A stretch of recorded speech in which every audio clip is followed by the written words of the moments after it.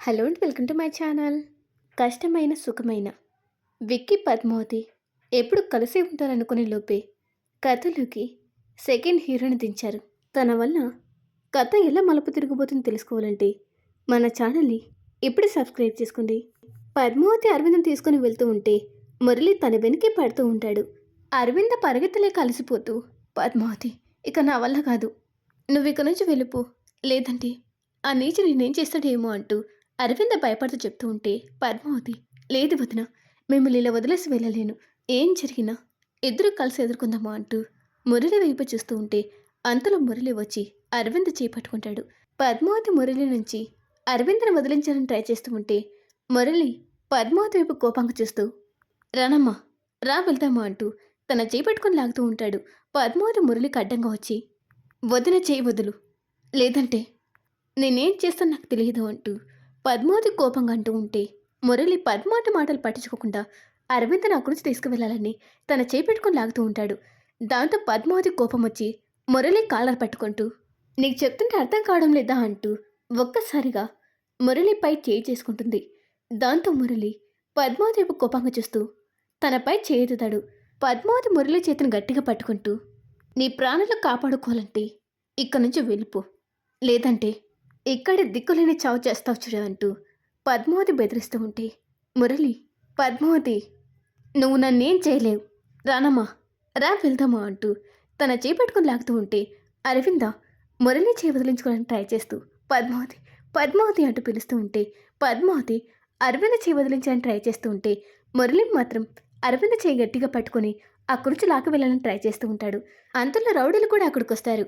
రౌడీలు చూసిన మురళి కోపంగా వాళ్ళ చెంప మీద కొట్టి, ఇప్పటి వరకు ఎక్కడ చచ్చారా, టయానికి నేను రాకపోయింటే తప్పించుకునేవారు, ముందు దాన్ని పట్టుకోండి అంటూ పద్మావతిని పట్టుకోమని చెప్పి అరవిందన్ తన కారులో కూర్చోబెట్టి అక్కడి నుంచి వేరే చోటు తీసుకువెళ్ళని ట్రై చేస్తూ ఉంటాడు.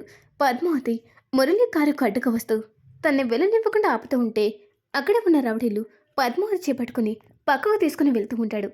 అరవింద పద్మావతి వైపు చూస్తూ పద్మావతి పద్మావతి అంటే ఏడుస్తూ ఉంటే పద్మావతి కూడా వదినా వదినా అంటూ మురళి కారు వెనకే వెళ్ళాలని ట్రై చేస్తూ ఉంటే ఆ రౌడీలు పద్మావతిని వదలకుండా గట్టిగా పట్టుకొని ఉంటారు. మురళి కారు తీసుకుని అక్కడి నుంచి వెళ్ళిపోవడంతో కాసేపటికి రౌడీలు పద్మావతిని వదిలేసి, ఇక నువ్వేం చేయలేవు కానీ ఇంటికి వెళ్ళు అంటూ పద్మావతితో వెటకారంగా మాట్లాడుతూ ఉంటే పద్మావతి కోపంతో వాళ్ళ చేతిలో ఉన్న కట్టె తీసుకుని ఆ రౌడీలపై దాడి చేస్తుంది. ఆ రౌడీలు పద్మావతి దెబ్బలకు తట్టుకోలేక అక్కడి నుంచి పారిపోతారు. రౌడీలు పారిపోవడంతో అరవిందను కాపాడలేకపోవడంతో పద్మావతి బాధగా, నన్ను క్షమించి వదినా, నేను నా నీచు నుంచి కాపాడాలనుకున్నా కానీ నా వల్ల కాలేదు అంటూ అక్కడే కూర్చొని ఏడుస్తూ ఉంటుంది. 2 రోజుల తర్వాత అంటూ పద్మావతిని చూపిస్తారు. పద్మావతి తన డ్రెస్సింగ్ స్టైల్ మొత్తం మార్చేసి దేవునికి దండం పెట్టుకుంటూ, శ్రీనివాస నాకు ఉద్యోగం వచ్చేలా చూడప్పా అంటూ దేవునికి దండం పెట్టుకుంటూ ఉంటుంది. అప్పుడే విక్కీ కూడా అక్కడికి వచ్చి పద్మావతి డ్రెస్సింగ్ స్టైల్ని చూస్తూ తన వైపు చూస్తూ ఉంటాడు.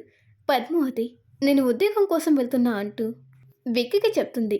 విక్కీ సరే వెళ్ళు అంటూ తన వైపు చూస్తూ ఉంటాడు. అప్పుడే విక్కీ కూడా ఫోన్ వస్తుంది.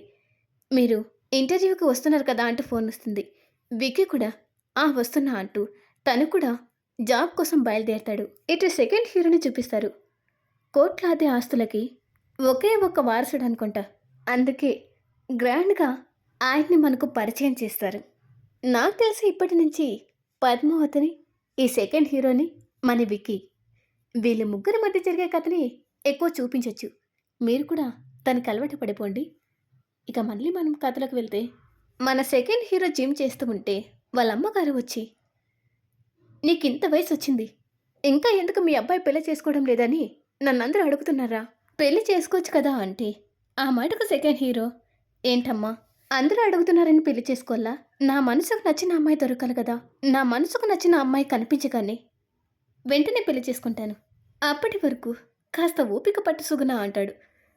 అంటే వాళ్ళ అమ్మగారి పేరు సుగుణ అని అర్థం. ఇంతకీ సెకండ్ హీరో గారి పేరు చెప్పలేదు కదా, ఆయన పేరు మను. పర్లేదు, మరీ మన విక్కీ అంత అందంగా ఏం లేడు, ఎంతైనా మన విక్కీ అందానికి మహారాజు. మన విక్కీకి ఎవరూ సాటి లేరనుకోండి. ఇక మన సెకండ్ హీరో మను గారు ఆఫీస్కు రెడీ అయ్యి కిందికి వస్తూ ఉంటే వాళ్ళమ్మగారు తన కోసం టిఫిన్ రెడీ చేసి రే మను, టిఫిన్ చేసి వెళ్ళరా. ఆ మాటకు ఆయన వస్తున్నాను సుగుణ అంటూ డైనింగ్ టేబుల్ దగ్గరికి వెళ్ళి కూర్చుంటాడు. వాళ్ళమ్మగారు మను కోసం రెడీ చేసిన టిఫిన్ మొత్తం తన ప్లేట్లో వడ్డిస్తూ ఉంటే మను హడావిడిగా టైం చూసుకుంటూ, టైం లేదు సుగుణ, తొందరగా వెళ్ళాలి. అసలే ఈరోజు కంపెనీకి కొత్త ఎంప్లాయీస్ వస్తున్నారు, తొందరగా పెట్టు అంటూ ఆయన నోరు తెరిస్తే వాళ్ళమ్మగారు కూడా చిన్న పిల్లాడికి తినిపించేలా ఆయనకు టిఫిన్ తినిపిస్తూ ఉంటుంది. అలా కాసేపు తిన్న తర్వాత సరే సుగుణ, నేను వెళ్తాను అంటూ ఇక ఆయన దర్జాగా ఆఫీస్కి తన కారులో బయలుదేరతాడు. ఇటు మన పద్మావతి తన గరుడ మీద ముందుగా టెంపుల్కి వెళ్తుంది. అక్కడికి వెళ్ళి దేవునికి దండం పెట్టుకుంటూ, త్వరలోనే నా జీవితం, విక్రమార్త గారి జీవితం మారిపోవాలి స్వామి, నువ్వే ఏదో ఒక రూపంలో రావాలి, లేదా ఎవరినైనా పంపించాలి అంటూ దేవునికి దండం పెట్టుకుంటూ గుడిలో పూజ చేయించుకుని జాబ్ కోసం బయలుదేరుతూ ఉంటుంది. దారిలో తను వెళ్తూ ఉంటే అప్పుడే వర్షం పడటం స్టార్ట్ అవుతుంది. దాంతో పద్మావతి తన గరుడని పక్కన ఆపి వర్షంలో తడుస్తూ డ్యాన్స్ చేస్తూ ఉంటుంది. పక్కనే కొంతమంది పిల్లలు వర్షంలో తడవకుండా చెట్టు నీడకు నిలబడి ఉంటారు. ఆ పిల్లలు చూసిన పద్మావతి, మీరు కూడా రండి, వర్షంలో తడుస్తూ ఇలా డ్యాన్స్ చేస్తూ చాలా బాగుంటుంది అంటూ పద్మావతి చాలా సంతోషంగా చెప్తూ ఉంటే ఆ పిల్లలు కూడా పద్మావతి దగ్గరకు వచ్చి తనతో పాటు కలిసి డ్యాన్స్ చేస్తూ ఉంటారు. మన సెకండ్ హీరో మను కూడా అదే రూట్ వైపు వెళ్తూ ఉంటాడు. తను కూడా వర్షంలో తడవడం ఇష్టమేమో, కార్ ఆపు మరి వర్షంలో తడుస్తూ ఉంటాడు. తన పక్కనే ఉన్న పిఏ, బాస్, ఇలా వర్షంలో తడవడం మంచిది కాదు, ఇలా తడిస్తే మీ హెల్త్ పాడవచ్చు, అసలే మీకు టైం చాలా ఇంపార్టెంట్, వెళ్దాం బాస్ అంటూ ఉంటే మను, మూర్తి గారు, నేచర్ని ఆస్వాదించాలి మూర్తి గారు, ముఖ్యంగా రైన్ని. మను అలా మాట్లాడుతూ వర్షంలో తడుస్తూ ఉంటే మూర్తి కూడా ఏం మాట్లాడకుండా మను వైపు చూస్తూ ఉండిపోతాడు. పద్మావతి వాళ్ళ దగ్గరికి అప్పుడే ఐస్ క్రీమ్ బండి రావడంతో పద్మావతి, అన్నా అన్నా ఆపండి అంటూ ఆయన దగ్గరికి వెళ్ళి పిల్లలకి మొత్తానికి తనే ఐస్ క్రీమ్ ఇప్పించి, తీసుకోండి తీసుకోండి, ఒకసారి వర్షంలో ఐస్ క్రీమ్ తింటే ఇంకెప్పుడు ఇలా మర్చిపోరు అంటూ పద్మావతి పిల్లలకి తినిపిస్తూ తను కూడా వర్షంలో ఐస్ క్రీమ్ ఎంజాయ్ చేస్తూ తింటూ ఉంటుంది. అప్పుడే మను కళ్ళు పద్మావతి మీద పడతాయి. పద్మావతి ఎంజాయ్ చేస్తూ తింటూ ఉంటే మను పద్మావతి వైపు చూస్తూ, ఆ అమ్మాయి ఎవరు, నేచర్ అంటే తనకు చాలా ఇష్టం అనుకుంటా, మూర్తి గారు అడ చూడండి, ఆ అమ్మాయిలాగా నేచర్ని ఎంజాయ్ చేయాలి మూర్తి గారు, ఐ లైక్ దట్ గర్ల్ అంటాడు. దాంతో మూర్తి గారు షాక్ అవుతూ మను వైపు చూస్తూ, బాస్ మీరేమన్నారు, ఆ అమ్మాయి మీకు నచ్చిందా అంటే మను కూడా నవ్వుతూ, అవును, ఆ అమ్మాయి నాకు చాలా బాగా నచ్చింది, తను సేమ్ నాలాగే ఉంది అంటూ పద్మావతి వైపు చూస్తూ నవ్వుతూ ఉంటాడు. అంతని వర్షం కూడా ఆగిపోవడంతో పద్మావతి వర్షం వైపు చూస్తూ టైం చూసుకుని, అయ్యో జాబ్ కోసం ఇంటర్వ్యూకి వెళ్ళాలి కదా, టైం అంతా ఇలానే అయిపోయింది అంటూ హడావిడిగా తన గరుడను తీసుకుని వెళ్తూ ఉంటుంది. పద్మావతి అలా వెళ్తూ ఉంటే మను నవ్వుతూ తను కూడా కారు తీసుకుని ఆఫీస్కి బయలుదేరుతాడు. మను ఆఫీస్లోకి ఎంటర్ ఇవ్వగానే తన ఆఫీస్లో పనిచేసే వర్కర్స్ అంతా పైకి లేచి good morning boss, good morning boss అని చెప్తూ ఉంటే మను వాళ్ళందరి వైపు కూడా చూడకుండా ఉన్నే చెయ్యి రానేసి లోపలికి వెళ్ళిపోతాడు. మను అలా లోపలికి వెళ్ళిపోగానే వర్కర్స్ అంతా గుసగుసలాడుతూ ఉంటే అప్పుడే మను పిఏ మూర్తి వస్తాడు. మూర్తిని చూడగానే వాళ్ళు సైలెంట్ అయిపోయి ఎవరి పనులు వాళ్ళు చూసుకుంటూ ఉంటారు. మను తన క్యాబిన్లో కూర్చొని, మూర్తి గారు ఈరోజు ఇంటర్వ్యూ ఉంది కదా, స్టార్ట్ అయిందా అంటే అప్పుడు మూర్తి గారు, ఇంకా లేదు బాస్, స్టార్ట్ అవ్వడానికి 10 మినిట్స్ ఉంది అంటే మను ఏదో ఫైల్ చూస్తూ చెక్ చేస్తూ ఉంటాడు. ఇటువైపు విక్కీ అదే ఆఫీస్కి ఇంటర్వ్యూకి వస్తాడు. విక్కీ ఆఫీస్ వైపు చూస్తూ, విక్కీ తన గతాన్ని గుర్తు చేసుకుంటూ ఆఫీస్ వైపు చూస్తూ అక్కడ నిలబడిపోతాడు. అప్పుడే పద్మావతి కూడా తన గరుడ తీసుకుని అక్కడికి వస్తుంది. విక్కీని చూసిన పద్మావతి, విక్కీ గారిలో ఉన్నారు, లేదు లేదు వేరే ఎవరైనా అయింటారు అంటూ పద్మావతి తన గరుడని పక్కన ఆపి విక్కీ దగ్గరకు వస్తూ ఉంటుంది. అప్పుడే విక్కీ కూడా తనెవరో చూస్తున్నట్టు అనిపించడంతో వెనక్కి తిరిగి చూస్తే పద్మావతి కనిపిస్తుంది. దాంతో విక్కీ షాకింగ్గా పద్మావతి వైపు చూస్తూ ఉంటాడు. పద్మావతి కూడా విక్కీని అలా చూసి, మీరు ఇంటర్వ్యూకి వచ్చింది ఈ ఆఫీస్కేనా అంటే విక్కీ అవును అని లోపలికి వెళ్ళిపోతాడు. పద్మావతి విక్కీ వెనక్కి వెళ్తూ, సరు ఆగండి, నేను కూడా వస్తున్నాను కదా అంటూ విక్కీ వెనకే ఫాలో అవుతూ లోపలికి వెళ్తుంది.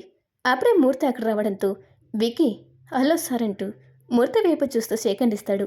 మూర్తి కూడా హలో అంటూ విక్కీకి సెకండ్ ఇస్తాడు. వెనుకనే పద్మావతి కూడా రావడంతో మూర్తి పద్మావతి వైపు షాకింగ్గా చూస్తూ ఉంటే నమస్కారం సార్ అంటూ పద్మావతి ఆయనకు నమస్కారం పెట్టగానే ఆయన అదే షాక్లోనే నమస్కారం అమ్మా అంటూ పద్మావతి వైపు చూస్తూ ఉంటాడు. విక్కీకి ఏం అర్థం కాక పద్మావతి వైపు మూర్తి వైపు చూస్తూ ఉంటాడు. విక్కీ పద్మావతి మను ఆఫీస్కి ఇంటర్వ్యూకి వచ్చారు. మను పద్మావతిని చూడగానే ఇష్టపడటం మొదలుపెట్టాడు. ఇప్పుడు పద్మావతి విక్కీ భార్య భర్తలను తెలిస్తే తను ఏం చేస్తాడు?